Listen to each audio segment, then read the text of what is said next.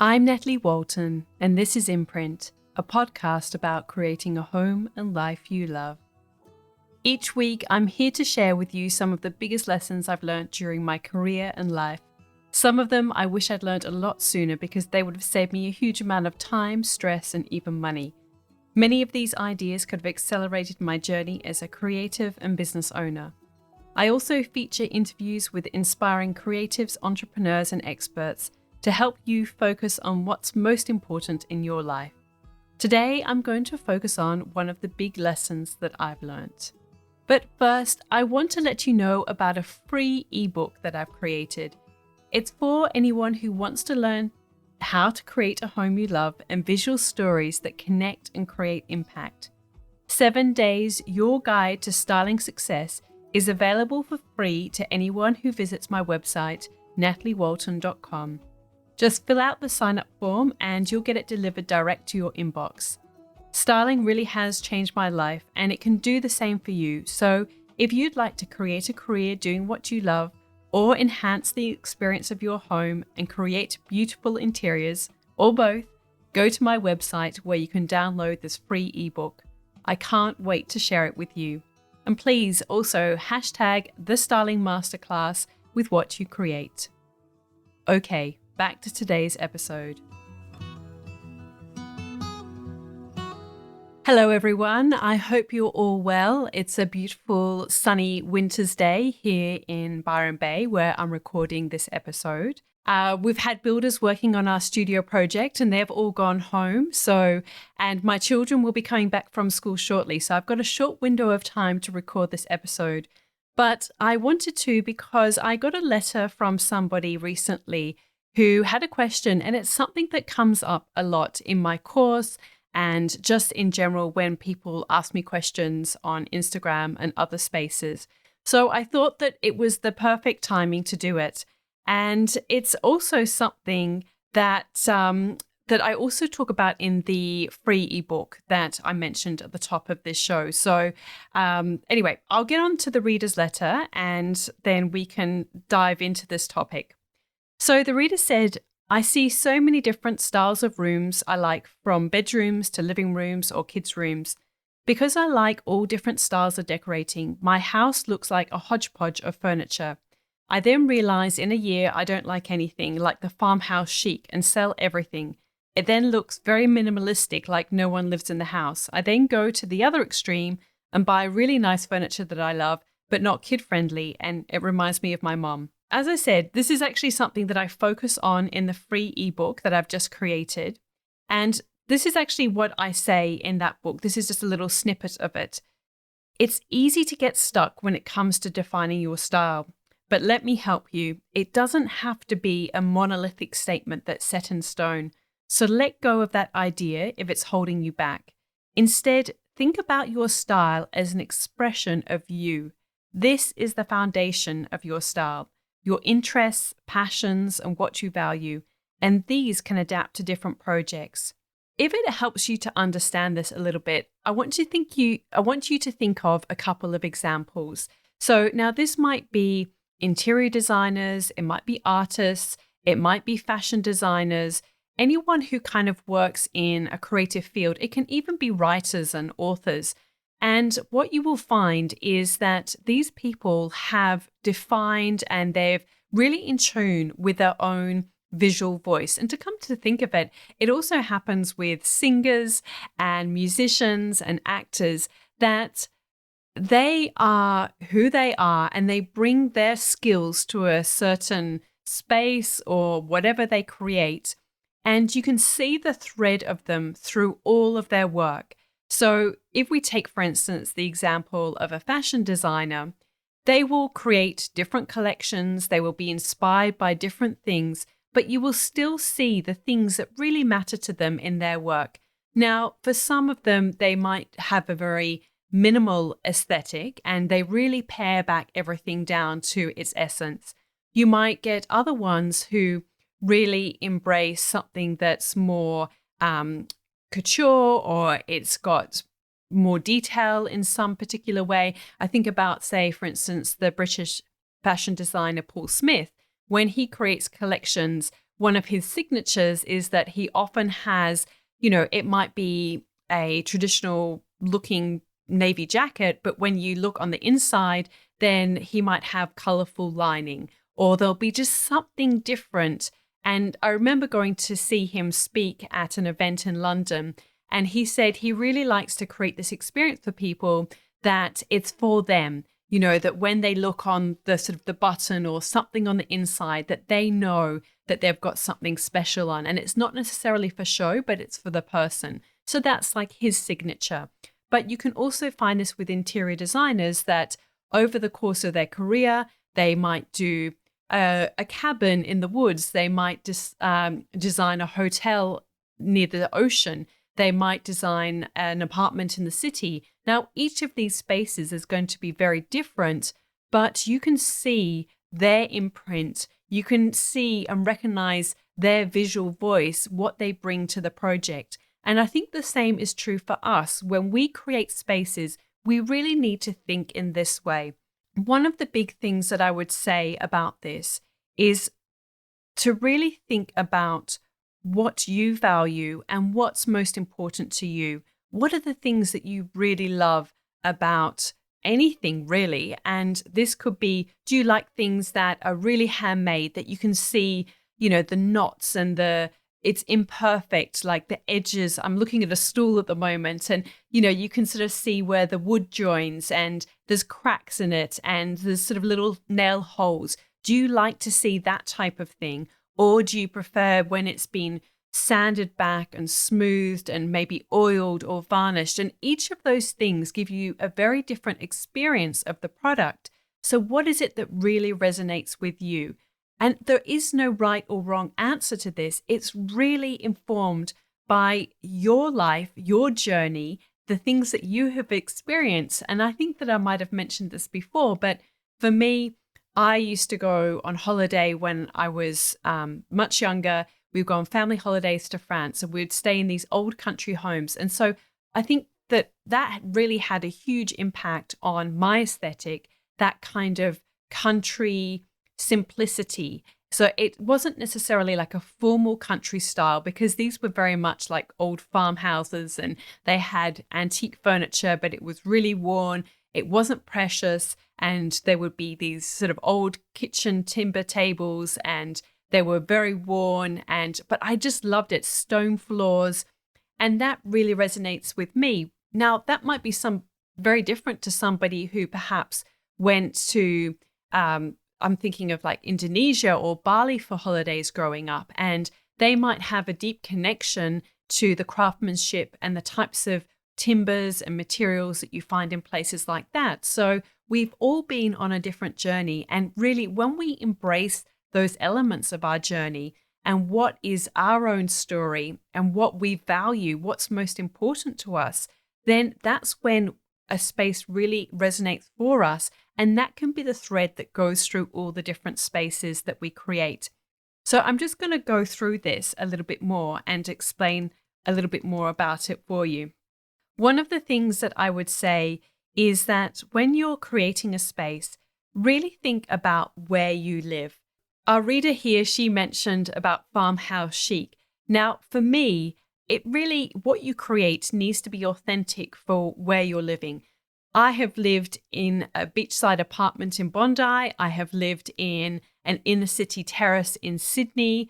I have lived in a sort of timber cabin in the country. And now I'm living on a property that's in the hinterland of the Byron Bay region. So it's this kind of meld of mainly country, but there is a little bit of a seaside aesthetic here as well as part of the region. So I do believe that when you live in a home, you should really respond to where you're living, that you don't necessarily go and create a rustic cabin look in an inner city apartment, because it doesn't feel like your home is connected to that place. Even it was about 2 weekends ago, and we went on a drive through the country and we saw this house. Now, this was kind of deep into the hinterland. It was a really beautiful drive that we went on a wet weekend.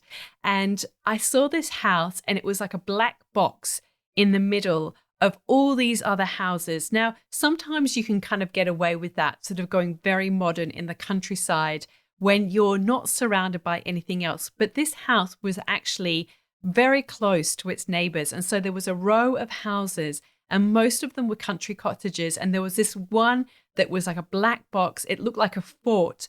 And I feel that when people create homes like that, they're being kind of quite aggressive in many ways to their neighbors. They're sort of creating this like impenetrable place. And I think it's really important to reference where you live in your place. So the farmhouse chic comment, it does make me think, well, are you living in the country? Is that authentic for where you're living? And really think about that. Now, you can certainly incorporate some of those elements into your space. So you might like something about that farmhouse chic look. You might like the timber materials or the simplicity of it, because sometimes, obviously, you can have more of a traditional farmhouse look. You can have ones where that, like I was explaining about in France, where it's really worn and antique pieces. You can have ones that are sometimes, they've got like plaid upholstery, for instance. So there's all different types of looks, but what is it about that really resonates with you? And maybe you can take some of that into your space and use it with the materials that you choose for your space, or the color palette, or think about what is it specifically that you like about that look. I would also say that when you decorate your home, really try and stay away from themes or trends, because it really can date your home very quickly. You can grow tired of it very quickly. And that's why I really believe that the types of homes that we create that are authentic and they've kind of actually got a mix of styles, they are often the ones that are the most interesting and feel the most inviting and authentic. And this is something that I talk a lot about in my book, This Is Home, is this idea that, we might have a table that we bring from one house and we repurpose it into another space. Really look at what you've already got and see how you can use that as the foundation, but referencing your new location and, the architectural style of the home as well, because obviously you can get different architectural styles of homes within the countryside. So what is it that you're living in? Is it a more contemporary home? Is it a traditional cottage? Look at all of those elements and really sort of reference that. So for instance, our home is built in the 70s. Now, I'm not going to just go and pull out all of the details, all of the traditional hardwood walls that they've got lining and the shiplap. I'm not going to pull that out. That was what actually drew me to this home, and it's part of its character. So really kind of consider what's existing and what is timeless within that space as well. I think that you can't go wrong with going timeless. You can certainly adapt it to elements that resonate with you, and that could be the palette, the materials, the types of textures that you want to introduce to the space, how much you want to pare it back, how many layers you like. But certainly, I think that timeless always wins in this kind of discussion. And also, I think that one of the things that we used to always write about when I was working at Real Living magazine, and it's certainly true then and now, is that really try and avoid decorating all at once if you can help it, because that's really when you start to get that kind of cookie cutter look. And again, that can date really quickly. So I would really avoid that. I would also add to that to be really aware of or beware of faux. So, imitation looks, whereby obviously somebody can see that something is starting to trend and it's like shearling, that's having a bit of a moment. And you will get then people who produce chairs or ranges or whatever, and it's a faux shearling. And it's not necessarily, of course, some people might do it for environmental reasons or because they're vegan or whatever, but they're actually doing it because they're just trying to do a cheap and easy version of it. But I always feel that when something is faux, it dates badly because there are cutting of corners. It doesn't feel as nice. It doesn't look as nice. So where possible, go for the authentic version of something. And you can buy sort of more inexpensive versions of things. If you go hunting on eBay, on Facebook Marketplace, on Etsy, there are so many different avenues. There's more and more people who are creating curated shops of secondhand furniture. There's one called Curated Spaces within Australia, and I think it's Counterspace within the US. So there are more and more options for buying those authentic vintage pieces. Go for those rather than faux versions of something, because it always will end up dating and not wearing so well. And that is when things start to look bad a few years down the track. I also really believe that you can create unity within a space when you work within a color palette, within a limited color palette, I probably should add.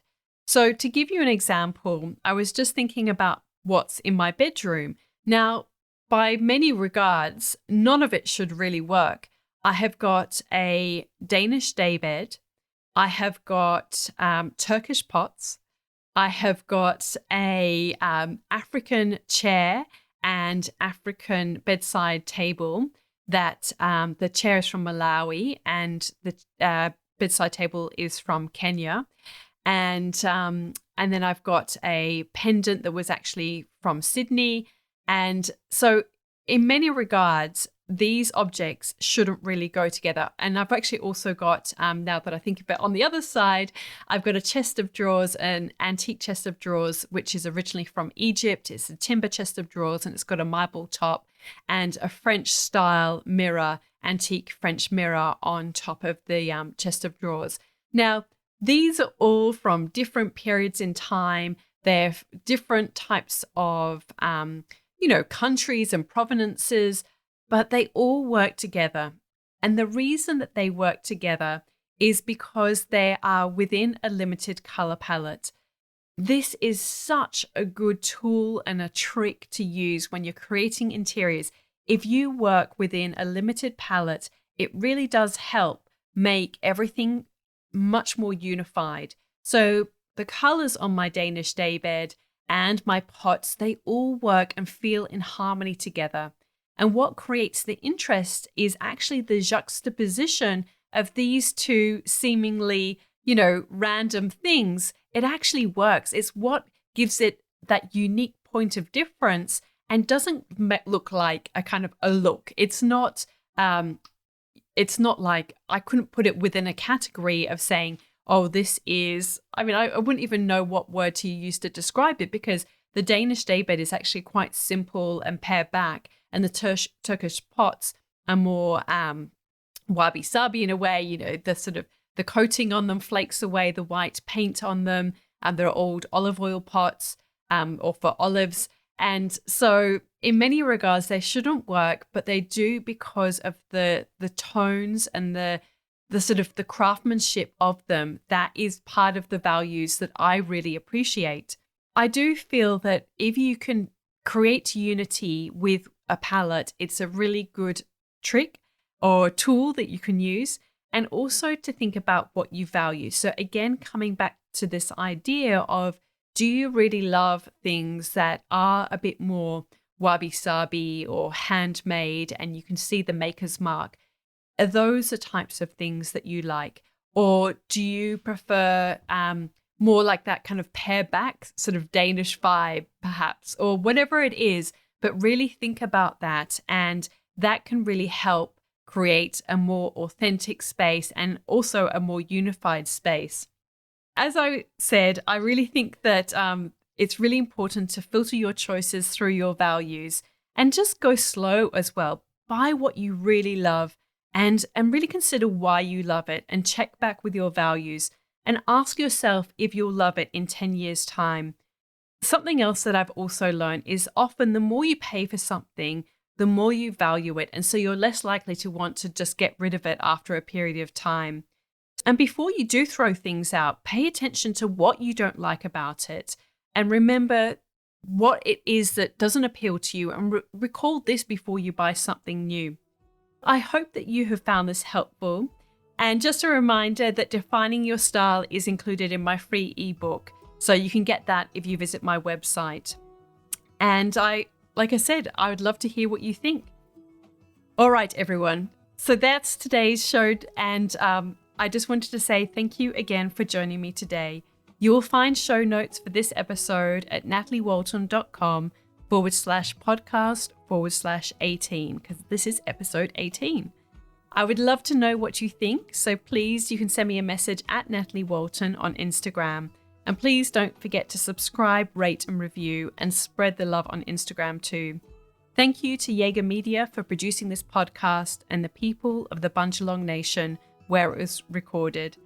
Thank you so much for joining me today. I look forward to connecting again soon. I'm Natalie Walton, and you've been listening to Imprint.